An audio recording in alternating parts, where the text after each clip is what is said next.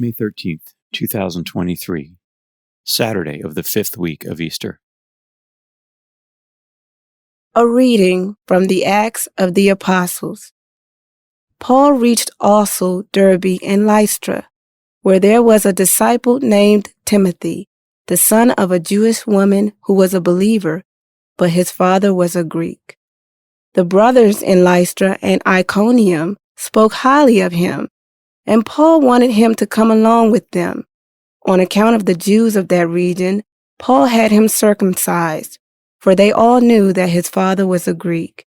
As they traveled from city to city, they handed on to the people for observance the decisions reached by the apostles and presbyters in Jerusalem. Day after day, the churches grew stronger in faith and increased in number. They traveled through the Phrygian and Galatian territory because they had been prevented by the Holy Spirit from preaching the message in the province of Asia. When they came to Mysia, they tried to go on to Bithynia, but the Spirit of Jesus did not allow them, so they crossed through Mysia and came down to Troas. During the night, Paul had a vision. A Macedonian stood before him and implored him with these words, "Come over to Macedonia and help us." When he had seen the vision, we sought passage to Macedonia at once, concluding that God had called us to proclaim the good news to them. The word of the Lord. The responsorial psalm. The response is, "Let all the earth cry out to God with joy." Sing joyfully to the Lord, all you lands.